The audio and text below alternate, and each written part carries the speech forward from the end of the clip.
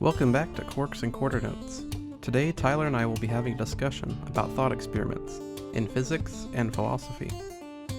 If you enjoyed the show and would like to show your support, you can subscribe, like, and comment to leave us feedback or questions.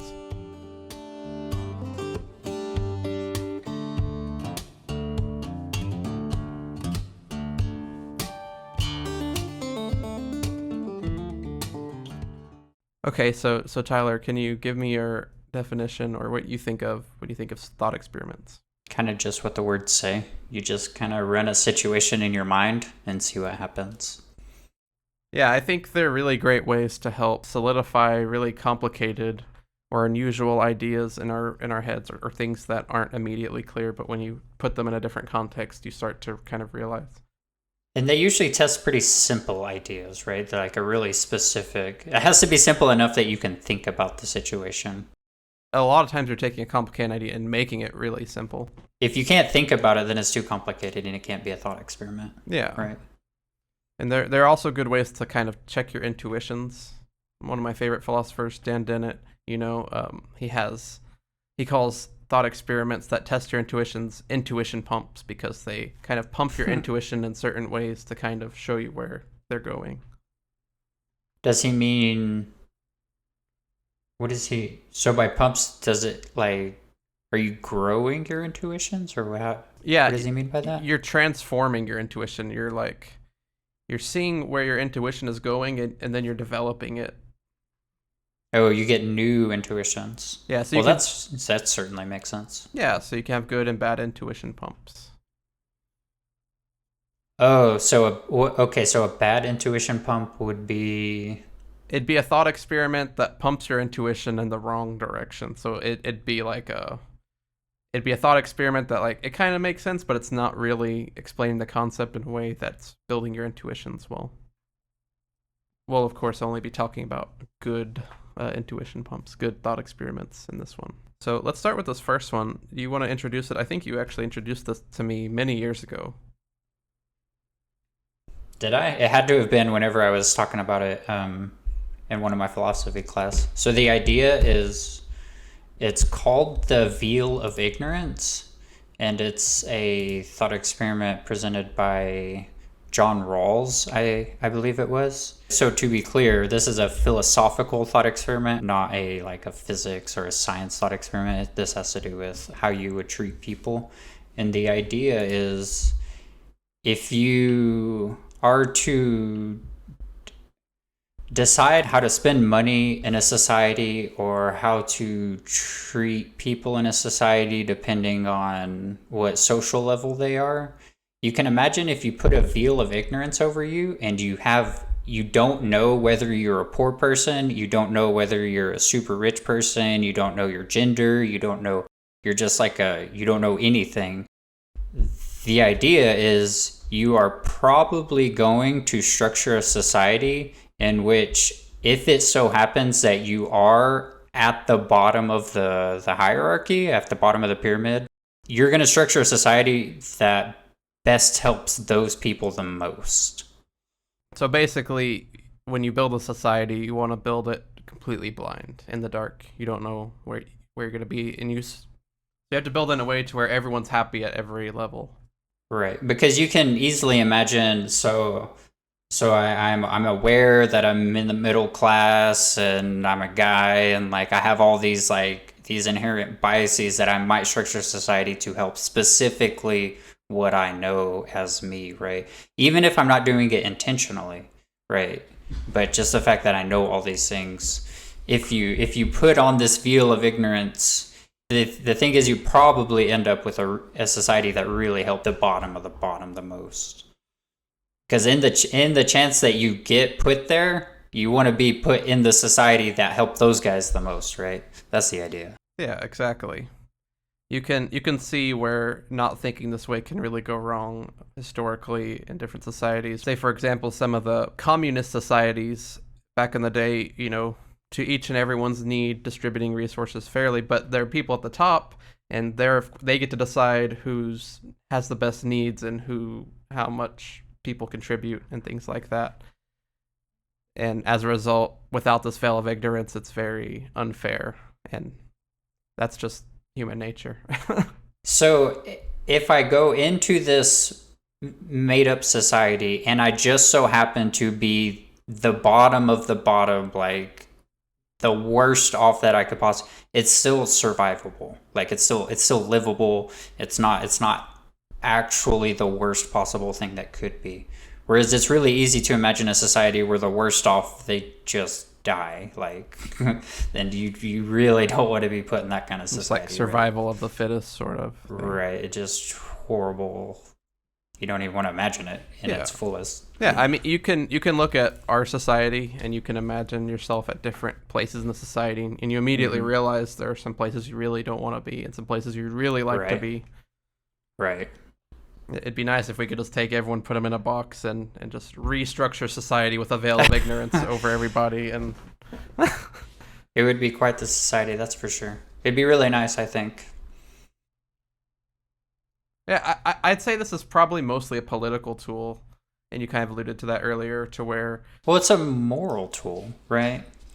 I think it's a good way to judge your moral intuitions. I'm sure there's people who might have disagreed with putting on this veil of ignorance. Maybe there's some things that we shouldn't be ignorant of. But I think overall, just like once you understand the thought experiment and you go through it, you kind of do realize that, like, if you are the lucky one, you do realize that, oh yeah, I actually am a lucky one, right? Yeah. And just being made aware of that is just useful in and of itself somehow. How would you say it's helped develop your moral intuition? Well, it's just being introduced to this egalitarian ideas. I would say, like, anytime I'm looking at politics now, I'm less any bill that isn't really helping the poor out the most is now a bill that I don't support, whereas I might have in the past or something like that. Because it really makes sense to me that you should just help those who are worst off, because if you're in that situation, well, you want it to be livable. So that's a philosophical, moral, political sort of thought experiment. Outside of that, we also have scientific ones, and I think I'm just gonna keep throwing these to you. So would you care to introduce Schrodinger's cat? Schrodinger's cat. So Schrodinger is a physicist from the early 1900s who helped develop quantum mechanics. And he was pointing out the absurdity of what some of our equations were telling us, essentially. He does this thought experiment. He says, imagine I have a cat in a box, and there is a random number generator generated by some atomic source that way it's truly random, and it determines whether or not a vial of gas gets broken in the box and puts the cat to sleep or does not put the cat to sleep. He says what our equations say is that the cat in the box is asleep and awake at the same time, and when we look at it, we will see the cat either asleep or awake. It's pretty funny, and it sounds funny, but as to how it relates, would you care to explain maybe the physics behind what this cat is actually symbolizing and the actual... So let's take an electron, for example. We have what's called a spin of the electron, and you can imagine that it can spin up or it can spin down. And what he's saying is up can be written as a combination of spin left and spin right, but whenever you see it, you're only going to see up or down. It's not a super detailed technical explanation, but it is probably as technical as I can get before we just go far beyond anything. So the equations tell us that an electron is spinning both up and down until it is observed. And then when it's observed, it's either... every time you observe it, it's spinning up or down. But until you observe it, it's technically spinning in both directions by virtue of the equations, yeah? What's even weirder than that, it's saying that the electron that is spinning up or down Hmm. is, when we're not looking at it, yes, spinning up and down. Well, it's not really up, and it's not up or down, and it's not up and down. It's just some sort of like, it's like I said, it's so hard to explain. Like, what does it mean for a cat to be awake and asleep at the same time? Well, I know this is where the multiverse kind of comes into the equation, and some physicists have interpreted these sorts of equations and said that well, what it actually means is that there's a universe where it's going up and down, and when you look, now you're in the universe where it was up. Right. So the idea would be, whenever you look in the box and you see the cat awake, there is also another one of you who looked in the box and saw the cat asleep. Right. And Right. They both things did happen. it's really crazy to think about. But the physicists seem to take the math very seriously, and that this really seems Well, like an honest look at the equations. well, I mean, the math, it clearly says right there. You can see it, but like, it is very strange. Hmm. It's so far beyond our regular intuitions of, we can't think of, how do you say this, conflicting things happening overlapping on each other at the same time. We can think of one or the other, and that's sort of, yep, that's probably a classical being, not a quantum being. Yeah, living in a world where we have cause, we have effect, we work with medium-sized objects. Right. At the quantum level, things are quite strange. So yeah, it's a pretty cool. It's funny. He said it more as a joke, right? It wasn't. Well, it's showing just the ridiculous. It's obviously ridiculous that a cat cannot be asleep and awake at the same time. Yeah. We know that can't be the case, but at the same time, our equations are saying that the electron is in spin up and spin down at the same time. That's what they're saying, and when every time we measure it, we get either spin up or spin right. So they're saying something right. Yeah. Right? That's our only two options. I mean, if you think about it, cats are made of electrons. So until you look at the Well, cat. yeah, I mean, well, so that was a thought experiment in the early 1900s, right? So we've developed it and refined it a little bit more. We know of decoherence and all sorts of extra stuff that Schrodinger had no idea about. Yeah, I remember. You might be able to say this more clearly. I remember reading something about someone's objection was like, well, what about who breaks the scientist's wave function who's observing the cat and sees what the scientist is observing, and you get kind of an infinite series of observers needing to observe. Right. So this is one of the reasons that quantum mechanics kind of has woo woo. Yeah. Behind it is because of this idea of the observer. Yeah. And when physicists were explaining that when we observe a particle, it's either spin up or spin down, it was extrapolated that somehow our consciousness of being aware of the electron is somehow interacting it causally with the world, causing it to be spin up or spin down or something. But when we mean by observe, it's really just interaction. Like, an electron can quote unquote observe another electron by getting close to it. It doesn't have to be a person. It can just be like a photon of light. It could be a camera, anything, right? Like, yeah. And yeah, that is one of the reasons that the weird people like that's the best way to say it. The moon's not there quantum. unless you're looking at it. Unless someone's looking at it. Right, exactly. That sort of thing. But obviously the moon's there. Yeah. Or is it? Well, for you and I, it's there. Right. So another physics concept, this is one of the most famous physics concepts and also famously difficult to understand, is relativity. And there are a number of thought experiments you can do to understand this. Right. And there's one, this is less than a thought experiment, Well, it is a thought experiment, but the idea is it's called the equivalence principle. So the idea is if you are put in a box and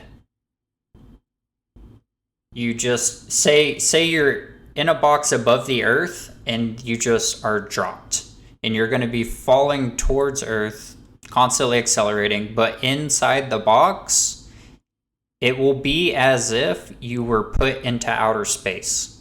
That's what Einstein's brilliant realization, right? Was that free fall is the same thing as being in zero gravity. Right. If you're falling in a gravitational field, there is no gravitational field from your point of view.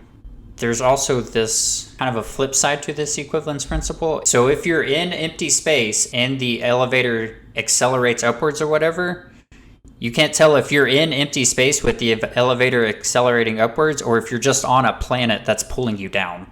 So, like, are you talking about my elevator in free fall, or are you just talking about? So different situation. Okay. So there's the equivalence principle that if you're falling with a gravitational field, Right. there is no field at all. Right. Yeah. And now we can say kind of the opposite of that, that being accelerated is the same as falling in gravity. Yeah, I see what you mean, and this is sort of in sci-fi worlds how they get artificial gravity in ships because they have the rotating segments of ship where you're kind of like stuck to the side, right? Right, exactly. Okay, but imagine this. Instead of rotating, imagine you're just a ship in space and you start accelerating. Just like with Everybody a will be thrust. pushed towards, Yeah. everything will be pushed towards the back, right? And then you'll be able to stand on the back. Yeah. Essentially as it's accelerating that way. And your point is that if you were like, if the ship was this black box where you had no idea what was going on outside, and you Right. start accelerating, you wouldn't know if the thrusters just turned on or if you just landed on a planet with gravity. That's what you're getting Right. at. They're the same thing. And it's the flip side. One is if you're falling in gravity, there is no gravity, and it's equally saying that if you're accelerating, that is gravity. Gotcha. So imagine you're standing in an elevator and you're on one side of the elevator and you shine a laser pointer to the other side. Okay, sorry. So this is an elevator in free fall, or what are we? Okay, so let's imagine an elevator being accelerated upwards and you shine the laser across the elevator. It will take a downward trajectory because the elevator's coming up, and you'll trace out a curved path downwards. You could do that with a baseball, right? Like, and you would see the curve. If you threw it perfectly straight, you would get to see the same sort of curve. Right. Let me. What's different about the light? Well, that's just what Einstein was using. Oh, okay. It's just you could have a baseball throwing machine, but light is straight in its trajectory. I think that's why he used it. Gotcha. Okay. But the thing is, so you're in the elevator and it's accelerating upwards, and we shone the light across and it bent downwards towards it. But what we said earlier is that if you are just on a planet with gravity, that's an equivalent situation. And so what will happen is this light that goes in a straight line through space will have a curved trajectory towards Earth or towards the planet that you're on. And so that's showing the equivalence. Well, that's kind of the equivalence principle that we're kind of showing, that why gravity is curved space, because light goes in light always travels on a straight path, right? And so whenever you measure this path, it appears to be a curved path, but from the perspective of the light, it's straight. That is one way to understand why gravity can be described as a curved manifold rather than just some sort of force pulling you down. Yeah. So that's a series of thought experiments to kind of understand the curvature of that gravity imposes on space, and it's really hard to understand it without being able to make these hypothetical situations. Right. It's really weird that he even thought of that. Well, he thought of it because he says, so this is I'm paraphrasing Einstein, I think. Mm-hmm. But he noted he was looking up at some construction workers on a really tall building, and he said if one of them had decided to jump off while they were in free fall, they wouldn't know. It would feel as if they were in space. Like that was his like bazinga moment that gave birth to a huge, all of modern physics, more or less. big part of modern physics, that's for sure. Yeah, that's really cool. So that was the idea of space being curved. There's another idea in relativity where the time I experience and the time that something that's moving relative to me is experiencing is different. And that can be explained with it's called a light clock. So the idea is you just have two barriers, and then you have a particle of light that's just bouncing between the two. Like a mirrors, maybe. Right, two mirrors, exactly, two mirrors. And then a particle of light, and then it takes some time to go down and back up, and that's how we measure our clock. Yeah, like a light second or something. And the key thing here is the speed of light is constant. Every time you measure the speed of light, it will be the same number. Right. Well, given some, other things can affect the light, right? When it's traveling through a medium or... Well, okay, so every time you measure light in a vacuum, you will always get the same number. Yeah. Well, if you measure it through the same medium, you will always get the same number. Yeah, and if I can... More or less. I think I can maybe put this into perspective why that's weird. So, like, if I take a ball and I throw it at 20 miles per hour, it goes 20 miles per hour. If I get in a car and I'm driving 70 miles per hour and I have a ball with me, that ball is also going 70 miles an hour while I have it. And if I throw it at 20 miles per hour, for a brief moment, it will be going 90 miles an hour, my speed plus the speed I throw it. And then air will affect it and stuff. But that's the speed it'll go. But when I turn on my headlights, my lights aren't going the speed of light plus 70 miles an hour, and that's weird. So explain to me how that can work. This time dilation idea, maybe from it, maybe it'll help you. So we have our light clock, and it takes 1 unit of time, so a half unit to go down, 1 unit to come up, whatever it is. The idea is, if I have this light box and say I'm inside of a train, so that's moving horizontally, and we're moving along like this, from my perspective inside the train, it's just going up and down. Right? That's what I see. And I can measure that exactly, and it's the same speed of light that we all agree on. From outside the train, it'll come down and then back up, right? So we'll see it take that really long path of down and then back up all the way across. And we will say your clock is ticking slower because it had further to go. It didn't have to go just down and up. It had to go all this whole pathway over here all the way up. And therefore your clock is ticking slower. But whenever you look at your clock, it's just ticking 1 second per second, as it should be. 1 unit of time per unit of time, going up and down as it should be. So what Einstein showed us is that those are consistent views with each other. Yeah, they're both right. They measure it and they're both right. But what's interesting is, if I'm on the train, I'm measuring my light clock, and you have a light clock out there that's right next to you, and I measure your light clock, I will say your light clock is actually the one that's slow. It's not mine. Right. And we will agree on how much the time difference is. Yeah. Right. We just won't agree on whose clock it is that's off, because when we look at our clock, it's just going up and down. Yeah. Like, from each of our perspective, you look at your clock, it's going up and down. Mine on the train, it's going up and down. And it's like space and time kind of like change in order to make sure that the speed of light is always the same.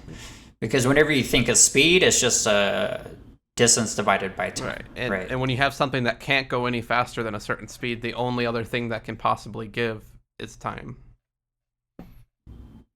Right, exactly. And that's pretty cool. We can continue pushing that. We can keep increasing the speed, and the faster the person who's on the train goes, the more of a difference in time gets. And that's where you get these weird sci-fi like ideas, like in Interstellar, where you have these people going these huge speeds, or like near a black hole with these huge gravity wells, and then they come back and they're super old. Right. So if you imagine your clock is ticking really, really slow, and then somebody else's clock over here, this person over here, they're gonna be young, and they're gonna become a teenager and an adult, and then you're just still gonna be young. They're gonna be over here doing career, and they're having family. You're just now becoming a teenager, and they're gonna be like midlife crisis and stuff. And you're both experiencing time at the same rate, but relatively 1 second per second. Yeah. Right, 1 second per second is always your local time.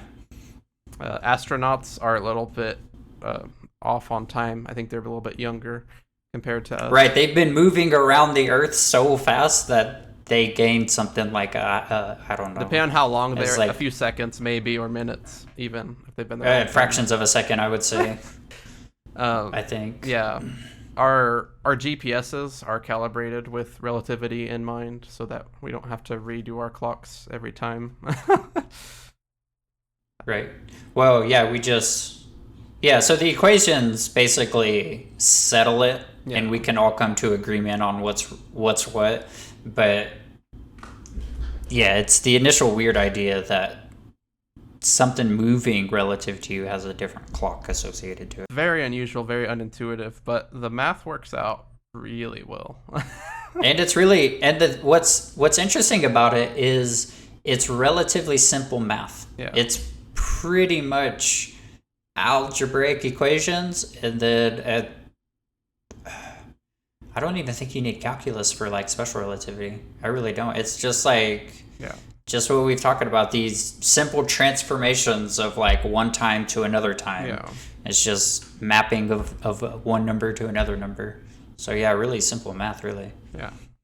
That's really cool. We owe a lot to Einstein, and it's crazy that even to this day we're still using his equations for everything. Oh yeah, he didn't even get Nobel Prize for that. He got Nobel Prize for discovering that atoms are actually atoms. So yeah, Einstein was crazy. He did some. I wish we still had him. So let's go back to philosophy. I want to talk about the ship of Theseus. I've heard people do this with cars and even with human beings and atoms, but the original was a ship, and the idea is that you take the ship and you replace it one board at a time as things get disrepaired. Pull up a board, you put a new board, you replace the cell, and at some point, eventually, you replace every single piece of the ship. And then you have to ask yourself at the end, is this the same ship? Is this the same ship? But also, not only is this the same ship, if it's a different ship, what board was the board that changed it into the other ship? Yeah. How do you settle this one in your mind? I mean, it's a question really of definition, right? Of what we consider to be, because these aren't like, to say that this ship is Theseus's ship or whatever we're using, we are just all agreeing to call it that. There's nothing inherent in the ship that makes it Theseus's ship. That's just so it comes down a lot to what we subjectively agree to call things, I think, and to identify things. You can maybe come to some objective truth about everyone's subjective agreement about when it becomes. But to me personally, I would think it's always the same ship in this context, even once you've replaced all the pieces. Okay, I have a question. Yeah. So it's always Theseus's ship, but is it always the same ship? Well, it depends a little bit on how you look at it. With how I look at things, I would be looking at this ship as it's an object that is able to change. Because we can take parts off and put new parts on, the ship can kind of keep changing, and just like we do. The ship isn't what it's made out of. This ship is kind of this agreement we have on some sort of form of thing out in the world. It's like what a ship is and what property is. We could use the same thing with like your truck, and I could talk about Tyler's truck, and we could replace all the parts, Right. and it would always be Tyler's truck because it's a truck because of the nature of the vehicle, and it belongs to you. And at no point did you scrap it and buy a new one, and this is Tyler's new truck now.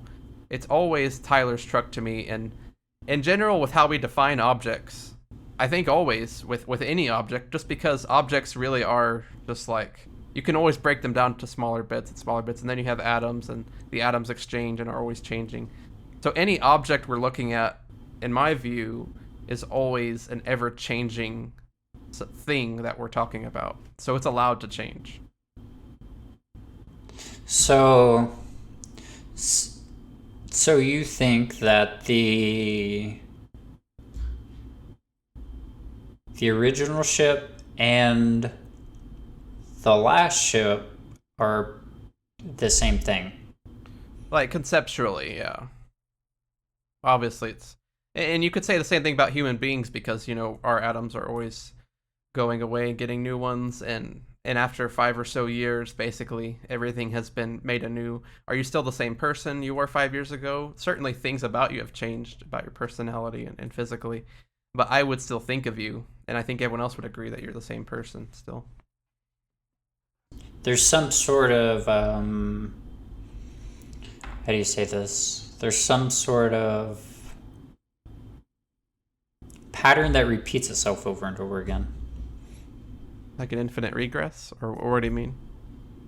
No, like, so in this snippet of time is like how do I explain that?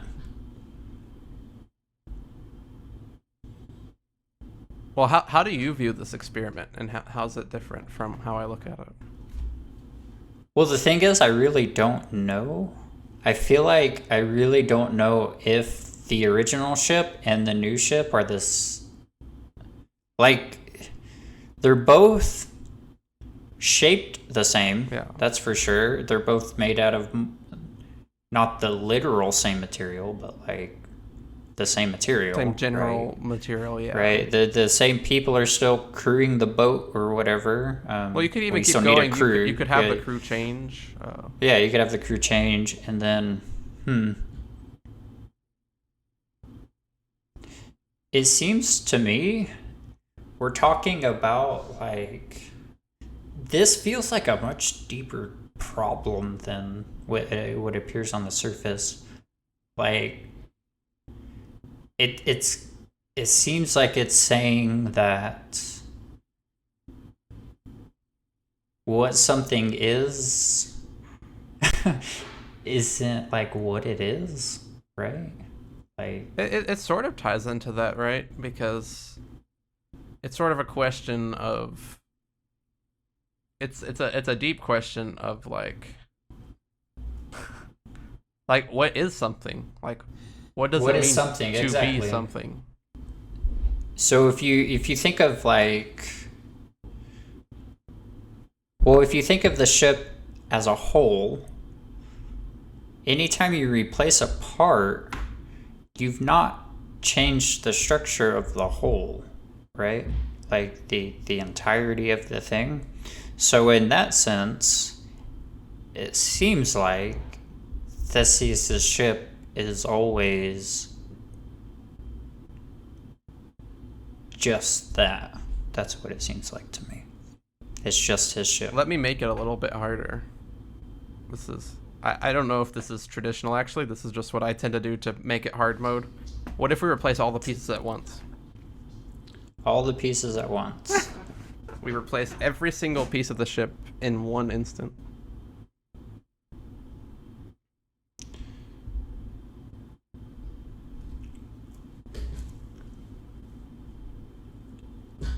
It seems like you would still have by the old logic, you'd still have the same ship. But it's like, clearly there's a physical difference between the new one and the old one. The new one has shinier floors and better curtains and better rope and whatever. Yeah. And the old one is worn out and rickety and stuff. So there's clearly like an obvious physical difference between the two. Right. But like, is that what we constitute as like difference? Because there's an obvious, clear difference between different people in like emotional states, but we still think of them as like the same person, right? It's sort of the difference between extending objects as we perceive them across time, almost, I feel. Because if I replaced every part of you at once, like I gave you new arms, new heads, new legs, you wouldn't know the difference, right? Would you? You would just see me. Yeah, probably. It depends a little bit on the details, but with how the thought experiment is set well, up. we're in like a fairy tale world at this point, so let's go crazy with it. Well, what if we don't? So no, not fairy tale world. What if sci-fi? I mean, world? that's what thought experiment world is. What if we do sci-fi world where it's just like you break your arms, it becomes disrepair. We give you a new cyborg arm. This is akin to the teleportation question, right? Yeah. So the idea is you destroy your body and you reassemble all the exact atoms in their same placement somewhere else. Is that the same, or is that you, right? Yeah. Because the atoms that were turned to dust are still way over there where they were turned to dust. Yeah. You see, I would say, but here you are standing right in front of me, like if you teleported to me. It's a really hard question to answer. By some metrics, I think it's a new you, sort of, but it is you. This seems like, so is there a fundamental limit on how exact you can get the placement, like of my atoms and whatnot? Well, I mean, for the sake of the experiment, we're just assuming it's all perfect. When we're talking about people, it's a little bit different because I talk about the identity of people a lot different than I talk about the identity of ships, because I think of a ship as like an object that's made up of its parts, but I think of human beings. But this teleportation works for any object you want to put in it. Say a pair of shades turns to dust over there and then reassembles over here. Is that the same pair of shades? I would say yes. They look the same. It's the same pair of shades. Right. And for the ship? Same ship. So it's the same ship. Even though it's brand new, it's still the same ship. Same ship. So it's not the the pieces of it that make it a ship. It's like what we all agree on what a ship is. Yeah. And more specifically, so it's only ever Theseus' ship as long as we agree that it's his in the first place. Yeah. If for sure. Well, even like say we decided that Theseus was a criminal and we're going to arrest him and we're going to take his ship away, we would still probably think of it as Theseus' ship for some time. Yeah, it's still his ship. But that would just be like just normal. Yeah. Eventually we would probably take apart the ship and reassemble it into a new ship, and then that's no longer Theseus' ship, even if it's all the same pieces and the same structure even. Right. Is it the same ship though?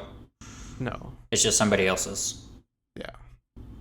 Well, with how I look at ships, I would say it's a different ship. It's no longer like... if somebody else... If we disassembled it, reassembled it exactly as it was, and gave it to someone else, it'd be a new ship, in my view. What if we skipped the step of disassembling it, reassembling it, and just gave it to someone else? Then there's a couple ways you can look at it, and if you were looking... But what if... So they take the ship, and then slowly over time, they replace it board by board with their boards. But it's the exact same boards. It would be a gradual... Well, it depends a lot, because like I said, this sort of identification I think of as almost entirely subjective. So if you're that person, to you, it might now be your ship and no longer be Theseus' ship. If you're a person who's been observing this whole process from beginning to end, to you, you might still think it's Theseus' ship, or it's a whole new thing that encompasses both Theseus' ship and the new person's ship. So it's hard to put an objective answer onto it. Yeah, I think it's pretty subjective. I think the question of humans is a little bit more interesting when you're talking about in terms of, Humans are pretty interesting. yeah, as a human, I feel like I have a unique perspective on what it is to be like a human. And I would think if you teleported me with every single atom, like you destroyed all the atoms and recreated me over here, I would think that would be me, but you would remember it. You would like, oh yeah, I was just over there just a second ago. Like, you would know it, right? Well, so it would be me in the eyes of everyone else, I think. And even yourself, because you would have memories of being over there just a second before, because you're getting recreated exactly. Well, there would be a shock of being in a new spot, but you're like, yeah, I had to walk over to the teleporter pad, and then you teleported me over here, and that's what your experience would be. And now I'm here, and now I'm talking to you. My main problem with that is, and this maybe you can solidify this better for me. I feel like what I am, what I think myself to be, is this conscious process going on inside my brain. Mm-hmm. Right. And if you were to remake me atom for atom, it would be exactly me, and you'd have all the exact same brain parts, but I feel like it would be a new process going on, even if it's the exact same process. The process that's going on here would stop, and I'd have a new one that's exactly the same. Everyone else would think it's me, but the process that's a little bit of... So that's a little bit of like... If we think about the time continuity of your brain... Yeah. It just goes through. It doesn't even know it was ever teleported, right? If we look at the spatial continuity, it was way over here for a bit, and then boom, it's like way over here. Yeah. Like, so the spatial continuity of it doesn't work. But if it seems like the time portion of it, you can still describe it as just a continuous flow. The brain thinks I'm over at this one spot, and then now I'm aware of being over at this one spot, and then... Does that make sense? I don't... The reason it doesn't work for me is because you could imagine the same thing without obliterating the person in the so, like, instead of teleporting, you make a copy, and the copy's atom for atom the exact same. And for a brief moment, they would be the same person, but then they would start to diverge. Oh gosh. Okay, so I know what you're saying. So if you just obliterate me instead of cloning me, more or less, I feel like this process would stop, and there'd be a new one identical.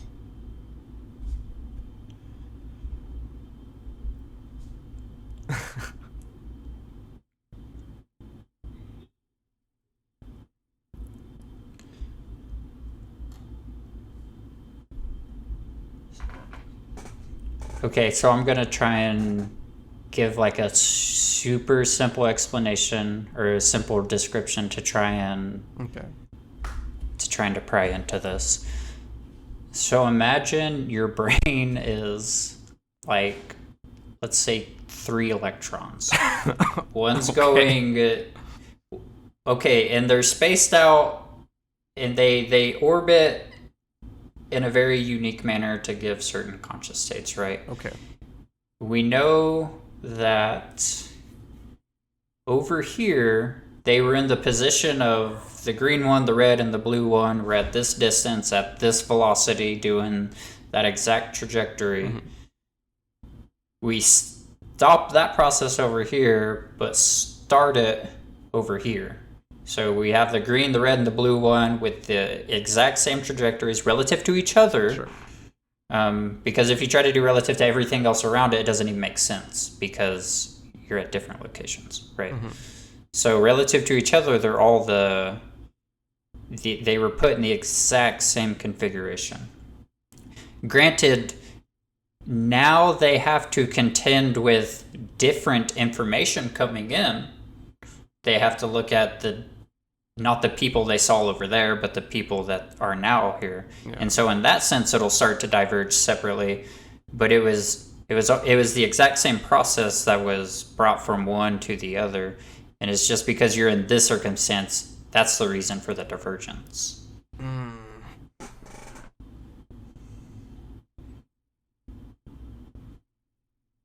And you're saying doing an atom and so I'm saying would be analogous. And so I'm saying, so like my conscious experience is it's continuous, right? As we all know, it's just we don't feel discrete moments. It's just like a continual flow. I would be. It comes on and off. I would.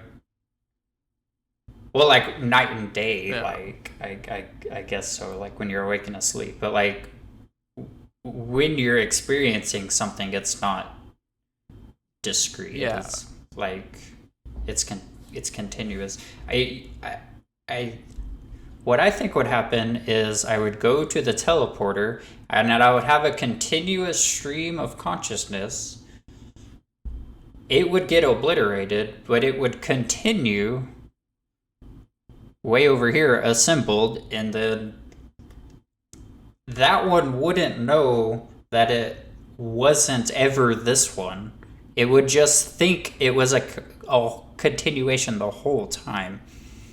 I see what you mean. I have one more thought experiment on this matter. Just it's all the same thought experiment, but just other ways of visualizing it. If you have a lighter and you light up a flame, and then you let it go, no more flame, flame's gone. Right. And then you do it again, you make a new flame. Right. Is it the same flame? If it's like all the chemical Well, properties are the same. This is the exact same as Yeah. a river. The river you see today, is that the same river you saw yesterday? Sort of. I guess All the water's moved away. You're not looking at the same. You're not looking at the same. But there's something there, right? There's some pattern about the world that is continuous. Well, the difference about like a lighter, the difference is that I'm not talking. I think the river's not a perfect analogy because the difference is that with a lighter you have the mechanisms to create the process, like our brains which create consciousness, and you can create the process of fire, and then you can let it go away, and then you can make it again. Now, when you make it again, if all the mechanisms were perfect and you could recreate it perfectly, would that be the same flame?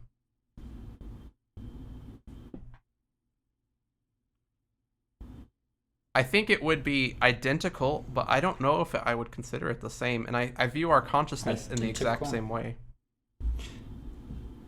The only thing is, I feel like the problem is when you're teleported, you remember that person's that just got destroyed. The copy you remember their whole life. The copy will you remember their whole life and everything. Yeah. And if they've teleported, they're remembering somebody else who actually got destroyed, their life. And so this is a really weird, like, I don't know what to make of it. Yeah. Okay. Well, you certainly actually have budged me a little bit more onto the end of probably would be the same. Well, there's a continuous pattern. Yeah. There's something there. A part of me though just wants to hold on to the original process being different, but if it's like the exact same, it's so hard.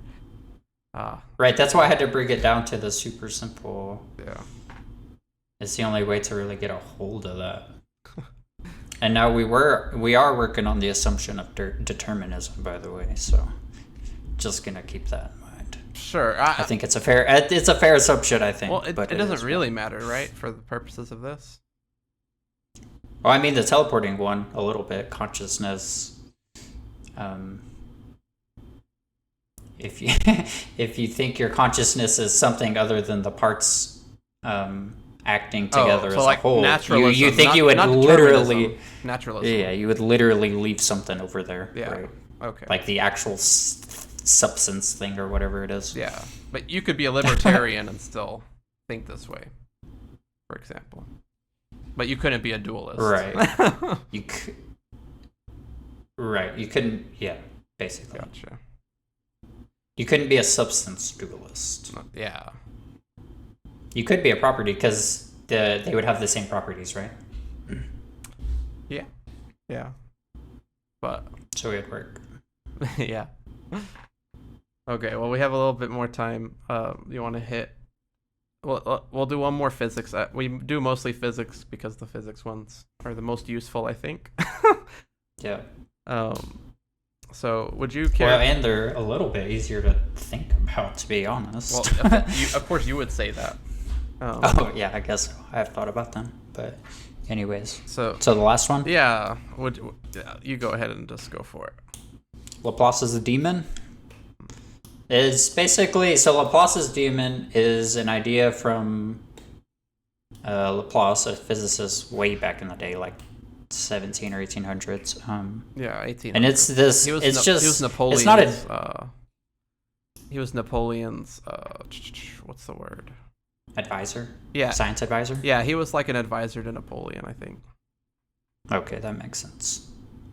Anyways, this he didn't call it Laplace's demon. This is a modern term we've attached to it. He just said, imagine an intelligent, computational, intelligent being that would be able to tell you the exact position and velocity of every particle in the universe. Yeah. Basically, he could account for everything, and some of the implications of this.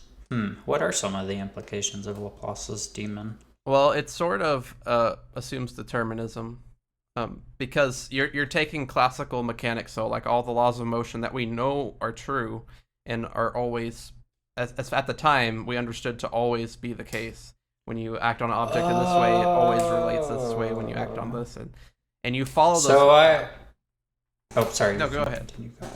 So how I understand it, it's coming back to me. It was an argument saying that according to Newton and Leibniz and blah blah blah, the physicists around that era, he said they're writing down nature in terms of equations of one thing happens to do another thing happens to do another thing. And what he was saying is if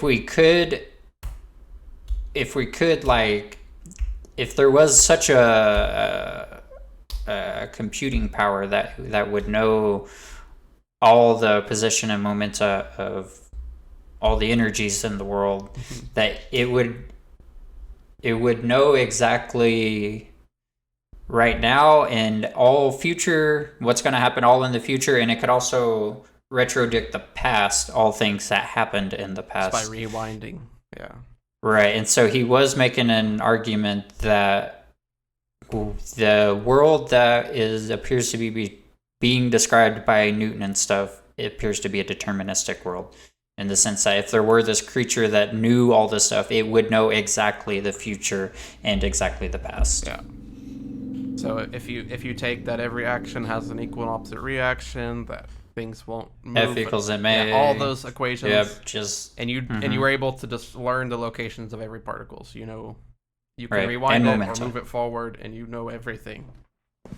Right, exactly. And of course, nowadays in quantum mechanics, we need an upgraded Laplace's demon, because particles' positions are spread out over space. Yeah. So what does that mean? And there are some problems with it that don't translate. It doesn't really translate now that we know that Newton's mechanics weren't the last word in physics. But right, it's really quantum mechanics that throws. It's the probabilistic nature of quantum mechanics that really throws a what do you call it, a kink into it or whatever. Well, so it's incompatible with the Copenhagen interpretation, but it is compatible with the many worlds interpretation, is it not? I don't think it's weird, because in the many worlds interpretation, there would be different Laplace's demons being made, and they could only act within the confines of their world. They wouldn't be aware of all the other ones, right? Yeah. And then now what's the point of Laplace's demon? Because it was the idea that it knew everything, right? But now since it's on this branch of the wave function, it can't know that branch, and so now we've kind of defeated Laplace's demon in a way. Yeah. So but it seems like, I don't know. No, I don't think it could predict what branch it's gonna be on. Well, I don't think so. But you can have a deterministic world still within quantum mechanics, within a certain world in the many worlds. Well, we think, yeah, so in physics, we are under the assumption that, so we have just the wave function of the equation, and we just crank the machine and just let it tick through time, and then, so it is deterministic in that way, that like there is just the wave function of the particle, and it abides by Schrodinger's equation, and that's how it moves in the world. But the problem is you can't know, like, they're just unknowables, guaranteed. There are also like limits on how much computational power we can get in the universe. So like the idea that you might need an infinite amount of information processing to make a true Laplace's demon. So Laplace's demon would literally have to be the size of the universe. It would have to be almost like the universe itself in order to compute itself. So like, or it has to be like many times bigger than the universe in order to compute the universe, or something ridiculous like that. So like practical limitations, obviously. Yeah. But it's the idea that if, in principle, if you knew the positions and the momentum of all the particles, you would be able to predict the future and retrodict the past perfectly. Right. And I think it's both very interesting and it is useful to think of, because if you think about it, there has to be some truth to that, whether it's practical or not. And whether it's true or not has a lot of implications.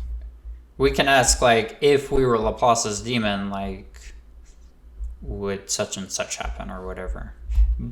But being a person who has a finite size skull with a finite size computing device in their head, they can't be Laplace's demon. Right. And so we have to like make up like shortcuts, or I don't know how to describe it. We can't know everything, but we can still know stuff. Yeah. I think this thought experiment got me on a train of thought and research that really got me interested in things like free will and like the multiverse and things like that. And just having that idea is really a useful starting point to start kind of springboarding onto other ideas. Like, well, if that is possible, then maybe so and so, and maybe I need to think about this more. Right. I see what you mean. It's just that quantum mechanics really throw me off. I want to know. I'm really curious as to what a quantum mechanical Laplace's demon would be like. My understanding is you could have one inside one of the universes, and you could even hypothetically have one that, because the many worlds doesn't say that like anything and everything happens, but you know it happens with the appropriate probability. So you could have everything on the wave function does happen. Anything that can happen happens with the appropriate probability. Anything that... So there's some things that will never happen in any universe, even if you have an infinite number of universes. Right. Well, many worlds, it abides by Schrodinger's equation. Mm-hmm.